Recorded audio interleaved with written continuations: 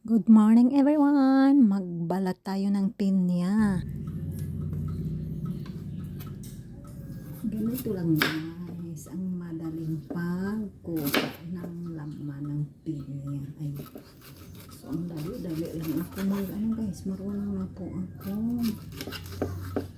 magkuha ng laman ng pinya. Ayan, ang dali-dali lang. Ang laki naman itong kinuha ko guys.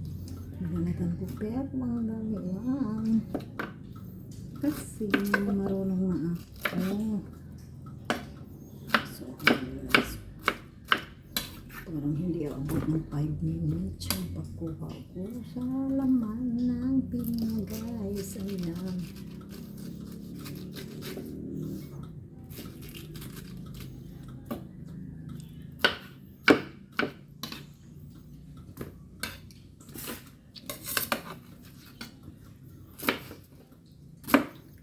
gaya ang pinagagaling sa bukid nun guys. Noon po itong matamis.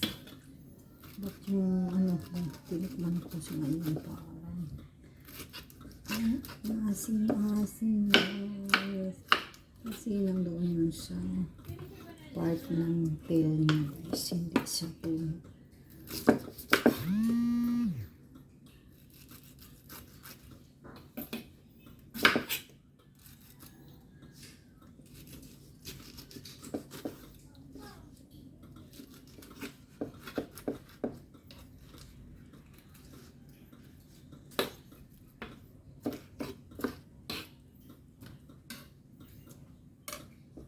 Ayan, tapos na ang pagbabalat ko o pagkuha ko ng laman sa pinya guys. Dali-dali lang.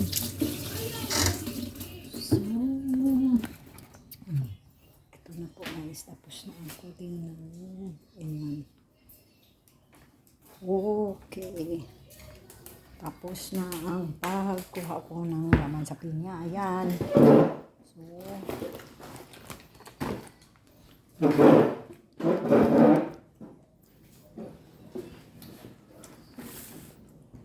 tikman ko guys ang pinya.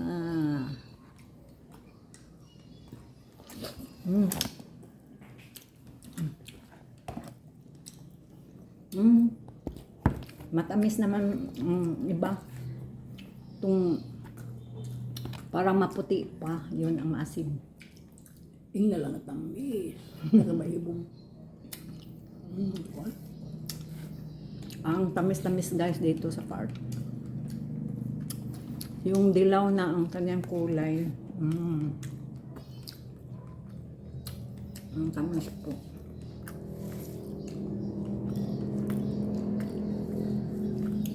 So ito po ang snack namin guys. Yung pinya at saka may yun, banana. So ayan ang snack namin. Hindi, wala nang guys, wala nang tinapay. So parang na to, mga healthy foods. Okay guys, ito lang po sa ngayon. Thank you for watching my baby. God bless.